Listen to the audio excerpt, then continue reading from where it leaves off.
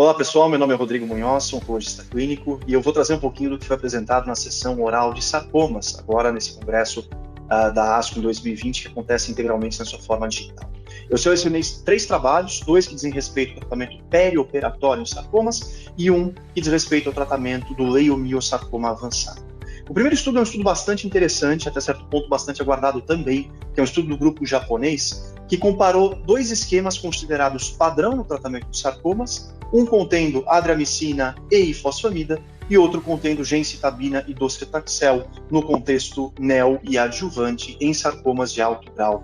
de extremidades. Esse foi um estudo desenhado como um estudo de não inferioridade a favor da gencitabina e docetaxel em comparação ao que é tido como tratamento padrão, que é a combinação de antraciclina com ifosfamida. Então, pacientes com sarcoma grau 2 ou grau 3, sem metástases, de extremidade ou cinturas ou tronco, foram então randomizados 1 para 1 para o braço controle, que era a ifosfamida e adriamicina, versus o braço de não inferioridade, que era a gencitabina e docetaxel. O esquema consistia de 3 ciclos pré-operatórios, cirurgia e 2 ciclos pós-operatórios. No braço de ifo e doxo, a doxorubicina era administrada em 30 mg por metro quadrado nos dias 1 e 2, e a ifosfamida 2 gramas metro quadrado dia, dias 1 a 5, ou seja, uma dose alta do alquilante, 10 gramas por metro quadrado por ciclo, que é uma dose bastante ativa. Em comparação, a gencitabina e docetaxel, gencitabina 900 no D1 e D8 e docetaxel 70 no D8, ambos os regimes repetidos a cada 3 semanas. Esse estudo incluiu predominantemente pacientes com liposarcoma e sarcoma pleomórfico desdiferenciado.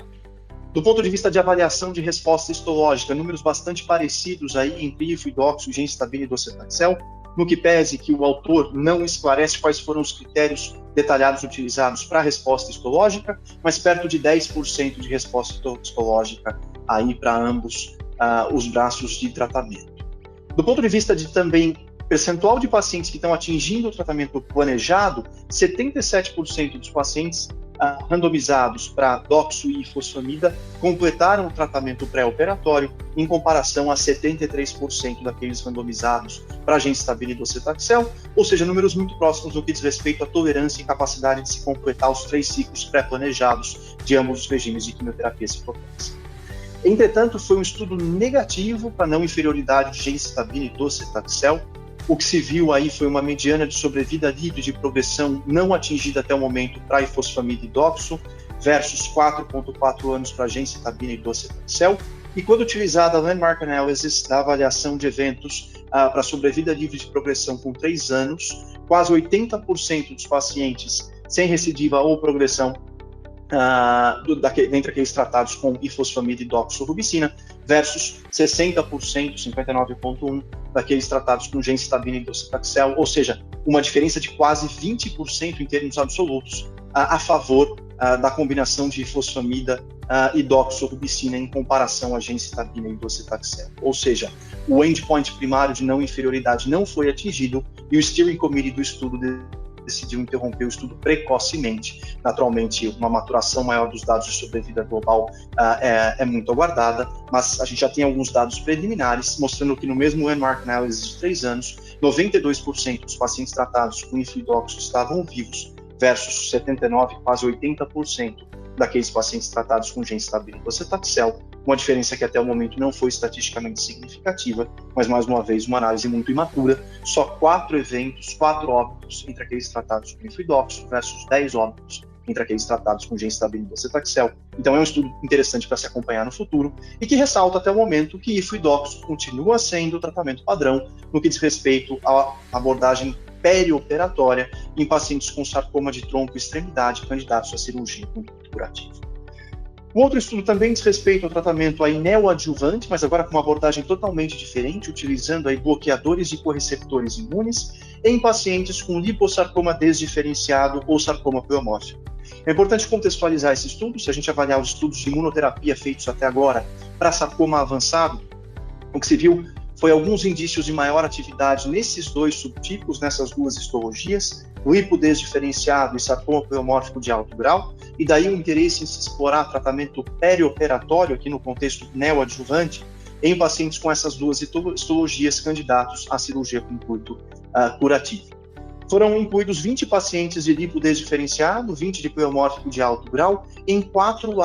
braços não comparativos, ou seja, são, na verdade, 4 braços independentes nesse estudo de fase 2. Havia, naturalmente, diferentes regimes de tratamento, que incluíam nivolumab mais rádio, ou a combinação de ipilimumab e nivolumab, para um desfecho primário, que era a taxa de resposta patológica. Até agora a gente tem dados um pouco parciais, um número pequeno de pacientes incluídos até o momento, apenas 24 pacientes com dados disponíveis, 7 em cada um dos 2 braços para liposarcoma desdiferenciado e 9 apenas para os dois braços de sarcoma pleomórfico de alto grau.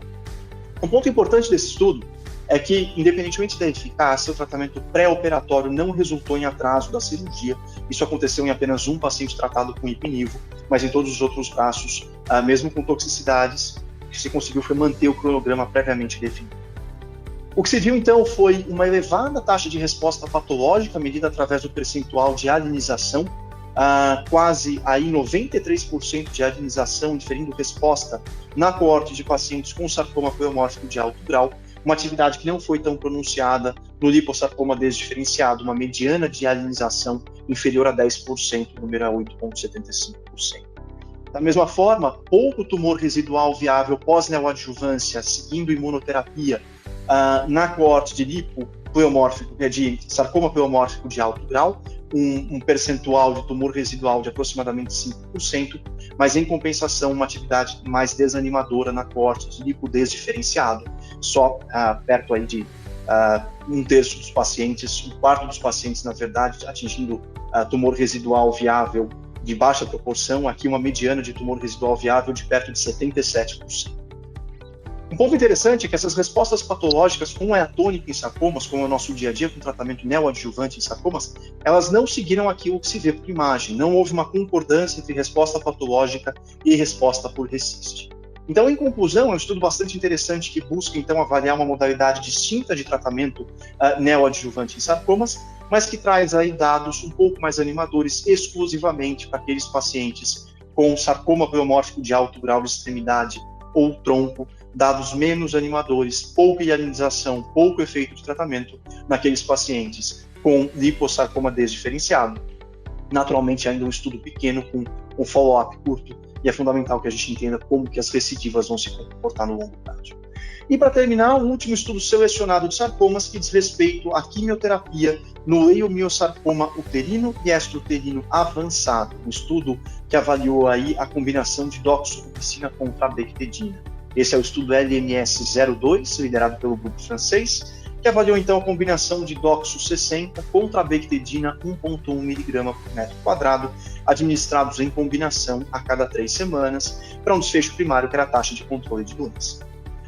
O que se viu aí então, com esse maior tempo de seguimento, foi uma taxa de resposta já previamente publicada bastante animadora, taxa de resposta objetiva de 59% para os leiomiosarcomas uterinos e quase 40% para o leiomiosarcoma extrauterino, com uma mediana de sobrevida livre de progressão para o leiomiosarcoma uterino de 8,3 meses, para o leiomiosarcoma extrauterino de 12,9 meses, e medianas de sobrevida global para leiomi uterino e leiomi extrauterino de 27,5 e 38,7 meses, respectivamente. Alguns pacientes com doença metastática foram resgatados cirurgicamente, depois de resposta ou não, e naturalmente, aí, até pelo viés de seleção, uma tendência a benefício em termos de sobrevida livre de progressão e sobrevida global para aqueles pacientes que puderam ser resgatados cirurgicamente. Esse é um conceito que a gente já tem hoje no tratamento de sarcomas, ou seja, ser permissivo com a indicação de cirurgia nos pacientes com doença metastática é algo que se discute frequentemente e, mais uma vez, embasado aí por esses números. Então, em conclusão, ainda que seja um estudo de braço único, ele demonstrou a atividade bastante promissora para a combinação de trabectedina e doxorubicina, tanto em leiomi uterino quanto leiomi extrauterino. Apesar da maior resposta em leiomi uterino, o desfecho em termos de sobrevida livre de progressão e sobrevida global foi pior para o leiomi uterino do que para o leiomi extrauterino, mas naturalmente esse não foi um estudo destinado a comparar os desfechos. E um estudo atualmente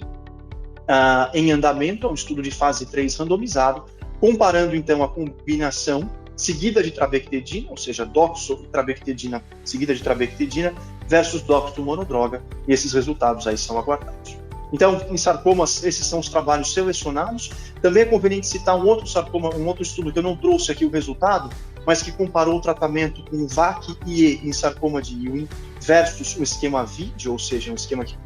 é composto por 4 drogas em regimes fixos, mas que foi favorável à manutenção do VAC-IE como tratamento padrão no sarcoma de Ewing.